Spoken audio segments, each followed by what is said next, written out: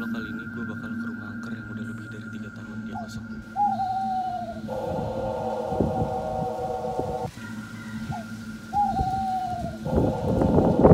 Tapi bohong.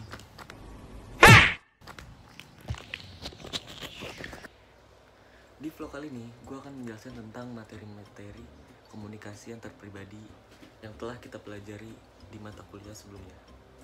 Yang pertama itu ada konsep komunikasi antar pribadi. Susan Phillips says, "If the way you've been treating me is a mark of fondness, maybe you better take a fresh look at your communication skill."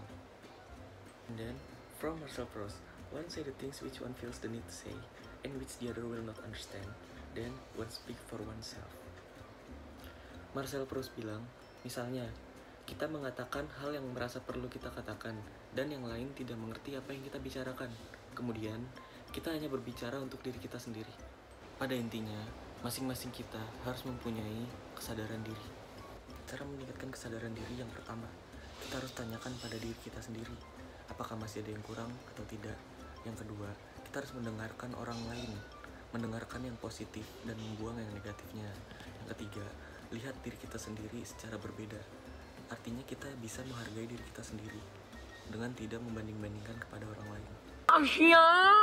Di materi yang kedua ini ada persepsi tentang diri. Yang pertama itu self-concept. Self-concept itu bagaimana kita mempersepsikan tingkah laku maupun karakteristik diri kita sendiri dan juga pikiran kita mengenai emosi tersebut. Lalu ada self-awareness, yaitu kesadaran diri. Keadaan di mana kita membuat diri sendiri sadar tentang emosi yang sedang kita alami. Nah, yang ketiga ini ada self-esteem, itu bagaimana kita menghargai diri sendiri dan tidak membandingkan diri sendiri dengan orang lain. Dengan memiliki self-concept yang sehat, kita akan memaksimalkan potensi atau kemampuan diri bahwa kita ini bisa. Lalu, kita dapat mencapai goals atau tujuan dalam hidup kita dengan mudah. Menghindari self-sabotaging behavior, yang itu dapat menghalangi kita untuk mendapatkan apa yang kita mau. Di materi yang ketiga ini, ada persepsi tentang diri dan orang lain.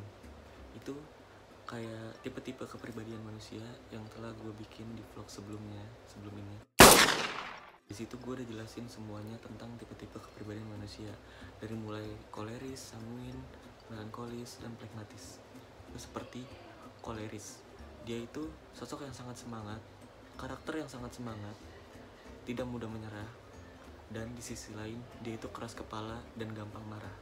Yang kedua, ada melankolis yang selalu khawatir, mudah menyerah, tapi kelebihannya dia itu sangat kreatif dan juga analitis.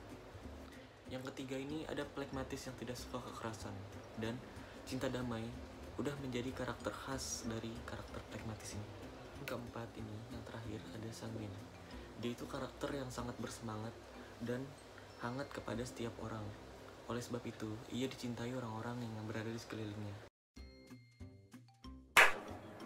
Manfaat dari belajar tentang tipe-tipe kepribadian ini, kita jadi tahu mana kepribadian yang menurut kita itu negatif dan mengetahui bagaimana tipe-tipe kepribadian orang-orang di sekitar kita, maupun teman atau keluarga.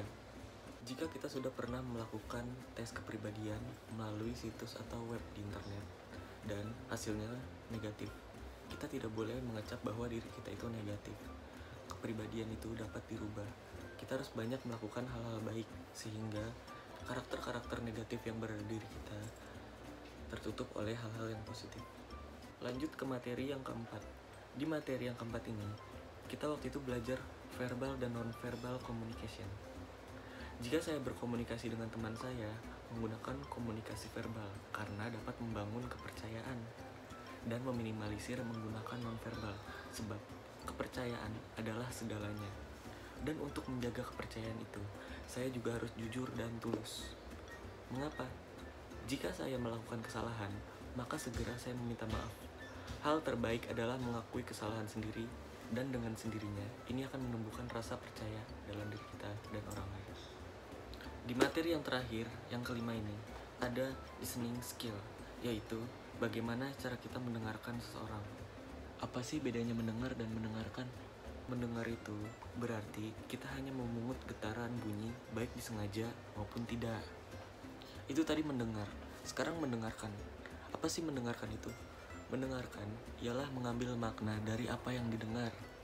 Mendengarkan juga melibatkan 4 unsur, yakni mendengar, memperhatikan, memahami, serta mengingat. Terus gimana sih cara jadi pendengar yang baik? Untuk menjadi pendengar yang baik, yang pertama, kita harus fokus pada setiap pembicaraan. Yang kedua, kita harus menunjukkan pose terbaik untuk menjadi pendengar. Lu jangan saya deh, ya gue gampar lu mulut lu. Nah, yang ketiga nih, yang terakhir, kita boleh berbicara saat lawan bicara kita itu diam, dan kita tidak boleh memotong pembicaraan yang sedang ia bicarakan. Tentang komunikasi antar pribadi, saya sangat bersyukur karena itu sangat bermanfaat bagi diri saya dan juga sekitar.